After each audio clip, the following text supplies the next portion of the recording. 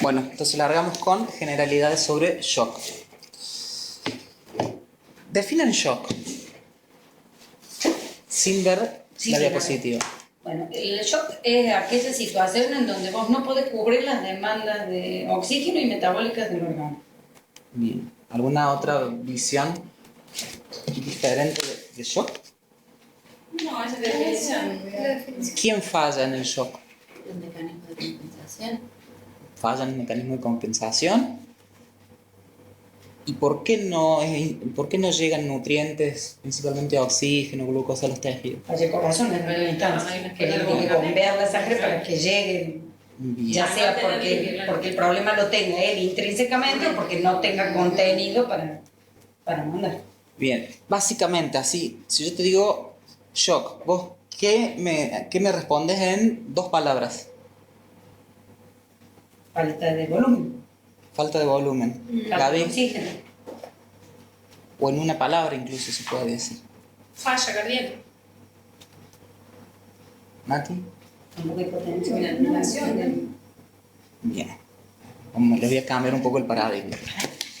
Shock, situación clínica, Bajo gasto. con bajo gasto o gasto cardíaco inadecuado para satisfacer las demandas de oxígeno. Pero finalmente, en última instancia, el shock es un déficit de oxígeno y nutrientes. Es un desbalance entre el aporte y la demanda, ¿sí? Que imposibilita la utilización del oxígeno por parte de la célula. Es decir, a la célula no le está llegando, por distintos mecanismos que ya vamos a ver cuando vemos tipos de shock, no le está llegando una buena perfusión a los tejidos con aporte de oxígeno y nutrientes, y no hay una buena remoción, ¿sí?, de los productos de desecho de la célula. ¿Tá? Entonces, el shock es un compromiso del metabolismo celular aeróbico. La falla principal en el shock es la incapacidad de la célula para transformar la glucosa en ATP. Entonces, el shock se define como fallo energético, 2 palabras. Es un fallo energético a nivel celular. ¿Cómo se produce el ATP normalmente? La célula es aeróbica, es decir, que utiliza el oxígeno para transformar la glucosa a piruvato a través del ciclo de la glicólisis, y ese piruvato puede seguir 2 caminos, ¿sí? Se reconvierte en glucosa y vuelve a entrar al ciclo, o entra a la mitocondria, ¿sí? Y pasa al ciclo de Krebs, donde genera ATP, ¿sí? Y hay todo, vamos a ver después en un gráfico, una interacción con la cadena respiratoria que va a generar energía a través de más moléculas de ATP. Entonces, en el citosol se desdobla la glucosa en 2 moles de ATP, 2 moles de NAD y 2 moles de piruvato. Y ese NAD se reoxida en la cadena respiratoria mitocondrial para generar nuevas moléculas de ATP. Eso ocurre entonces en la mitocondria en el ciclo de Krebs. Acá vemos este gráfico, entonces vemos la glucosa ingresa a la célula, la glucosa se transforma en glucosa 1,6-fosfato, entonces ya no puede salir de la célula porque el transportador que le ingresa ya no la reconoce como tal, entonces no tiene escape, queda atrapada dentro de la célula como glucosa 1-fosfato. Se transforma en glucosa 6-fosfato, entra en la glicólisis, se forma piruvato, y el piruvato puede reingresar, ¿sí?, a la glicólisis, donde vuelve a repetir el ciclo, o puede entrar a la mitocondria, entrar al ciclo de Krebs, y gracias al NAD y al FAD participa de la cadena respiratoria y se liberan moléculas de ATP y se termina formando dióxido de carbono y agua. ¿Ah? Cuando este mecanismo falla, el paciente está en shock. Entonces el shock es esto, es la falla energética del metabolismo aeróbico para transformar la glucosa en ATP. Hay una falla a nivel de los ciclos dentro de la mitocondria. Hay una disoxia celular, es decir, una imposibilidad de la mitocondria de formar ATP. Entonces, falla energética. Y acá un poco de vuelta lo mismo, o sea, ausencia de oxígeno, durante un tiempo limitado las células aeróbicas pueden generar ATP por glicólisis que se llama a nivel de sustrato, que es esto de transformar el piruvato de vuelta en glucosa y generar ATP.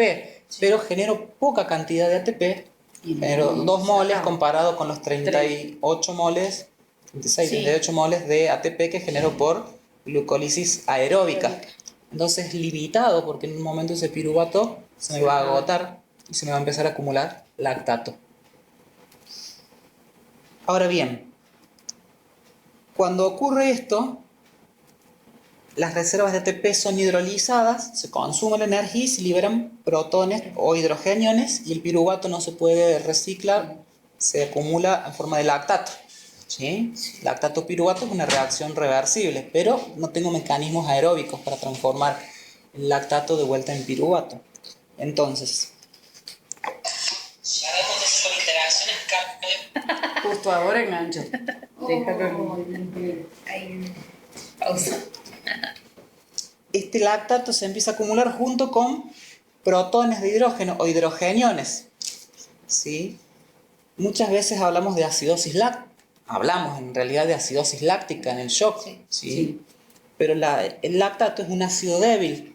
En realidad la acidosis no es por el lactato en sí, sino porque en igual proporción que se forma el lactato se liberan hidrogeniones y los hidrogeniones me dan la acidez del medio, me dan la acidosis. Entonces, como yo no puedo medir hidrogeniones, puedo medir lactato y es una forma de medir la acidez del medio. ¿Está claro? ¿Se entiende eso, no? Sí. Entonces, definimos el shock como una falla energética a nivel celular. Porque no puede la célula aprovechar el oxígeno o no le llega el oxígeno y no puede transformar la glucosa en ATP y energía. Eso es el shock, falla energética. Digamos, el bajo gasto juega un papel importante, es decir, la no llegada de flujo sanguíneo obviamente me va a conducir a falla energética. Ya vamos a ver los tipos de shock y las causas que los originan. Bueno, después tengo todo un interjuego de varios receptores que estimulan la hipófisis, que me van a liberar vasopresina, que es un vasoconstrictor. Eso me va a generar a nivel de los túbulos renales reabsorción de sodio y agua, todo en un intento por aumentar este gasto cardíaco que está disminuido. A su vez, la hipoperfusión renal activa el aparato yuxtaglomerular, se activa el sistema renina-angiotensina-aldosterona con el objetivo de aumentar de vuelta el intravascular. Pero ante la falta de oxígeno, el metabolismo anaeróbico empieza a tener funcionamiento y decíamos recién que es insuficiente la cantidad de oxígeno, la cantidad de ATP que va a formar en ausencia de oxígeno. Tan solo 2 moles contra los 38 de la glucólisis anaerobia. Entonces, tiene un uso limitado. La acidosis láctica del metabolismo anaerobio es la que va a llevar a destrucción celular por pérdida de la integridad de la membrana, va a haber lisis celular, ¿sí? Y es lo que va a llevar al fallo multiorgánico, que es el que termina comprometiendo la vida y es el que termina matando al paciente cuando se vuelve irreversible. En el corazón, la acidosis, ¿qué nos va a hacer? Nos va a afectar la eficiencia de la bomba miocárdica con isquemia y fallo de bomba. La acidosis empeora la función cardiovascular. En el pulmón lesiona las células endoteliales. Eso aumenta la permeabilidad, me va a dar edema alveolar, puede dar hemorragias, acidosis respiratoria y acentuar más la hipoxemia. A nivel de las resistencias vasculares se elevan, incluso pueden producir a nivel renal necrosis tubular renal, porque en este intento por mantener la tensión arterial se vasoconstriñen demasiado. Entonces pueden generar alteraciones de tipo necrótico o necrosis tubular aguda. A nivel hepático se genera una hipoxia local a nivel de los vasos portales que alteran la función hepática y eso me empeora el shock, hay menor producción de factores de coagulación, hay menor producción de albúmina. La menor producción de albúmina es la que regula las presiones oncóticas. Tengo más pérdida de líquido. Exactamente. y a nivel de la coagulación sanguínea se forman microtrombos. Esos microtrombos dan lugar a activación y agregación plaquetaria, liberación de mediadores de la coagulación, activación, coagulación intravascular diseminada y obstrucción de la microcirculación.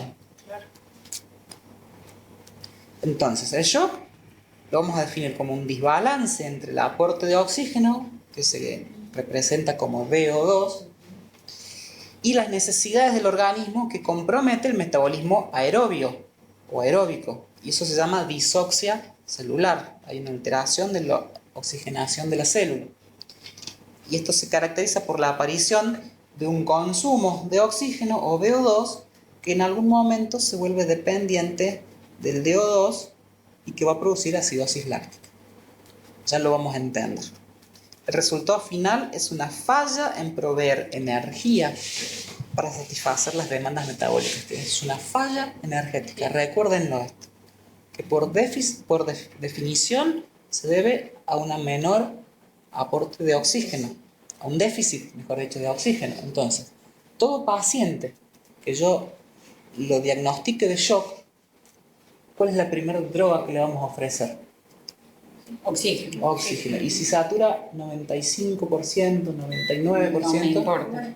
¿le ponemos oxígeno igual? Sí. Le ponemos oxígeno igual porque por definición es hipoxia celular. ¿Está claro? Así que el paciente, si está saturando 95 es porque todavía sus mecanismos compensatorios están compensando de alguna manera. Seguramente se puede estar taquicárdico, hipertenso o normotenso, pero está compensando. Yo le tengo que aportar oxígeno aunque sature 100%. Ese concepto es fundamental. Cuando hablamos de fisiopatología del shock, entonces tenemos que recordar esto: la disoxia celular.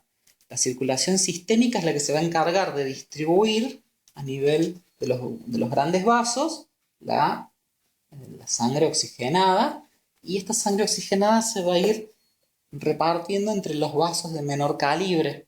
Entonces, ustedes recuerden que es como si tuviéramos un río con un delta. Entonces las presiones se van disminuyendo y la velocidad de circulación también va disminuyendo a medida que se va ramificando. Entonces en las grandes arterias tengo tensiones de 120-80, considerémoslo a partir de todos los estudios que se han hecho en adultos. 120-80 con una velocidad promedio de 33 centímetros por segundo, una superficie total promedio de 2,5 centímetros de cuadrados exactamente, y la función es impulsar la sangre que sale del corazón. A medida que voy teniendo las pequeñas arterias, va disminuyendo la tensión arterial, va disminuyendo la velocidad de flujo, así voy llegando a las arteriolas, a las anastomosis arteriovenosas, a las redes capilares y a las pequeñas venas y vénulas que tienen una tensión arterial entre 0 y 15 milímetros de mercurio. ¿Esto por qué es? Va disminuyendo la velocidad para favorecer la extracción de oxígeno por parte de las células, para que esto se produzca a nivel de la microcirculación. Entonces vendría a ser como esto: tengo un gran río que son los vasos y me voy ramificando, y mientras más se ramifique, la superficie capilar de la microcirculación es mucho más amplia que la superficie de los vasos, de los grandes vasos en sí mismos. Por la cantidad de ramificaciones, si uno lo pudiera... Por eso decías antes que era 2,5 metros cuadrados los grandes vasos y 250 centímetros cuadrados la microcirculación. La superficie es muchísimo más. Exactamente. Si eso lo trasladamos a las microcirculaciones, los grandes vasos de todo el cuerpo, es gigante, es imposible. Exactamente. Entonces, el shock es también una relación entre transporte, hay una relación entre transporte y consumo de oxígeno, es decir, que el shock tiene una dependencia del consumo y del aporte. El transporte de oxígeno, o DO2, ¿sí?, tiene relación con el gasto cardíaco y el contenido arterial de oxígeno, ¿sí? Eso va a representar la oferta total de oxígeno que el sistema cardiovascular pone a disposición del organismo, alrededor de 500 a 700 mililitros por minuto por metro cuadrado. Y el consumo de oxígeno o VO2 es el oxígeno que es captado por los tejidos y es un valor que no depende del aporte de oxígeno, sino de las necesidades metabólicas de la célula.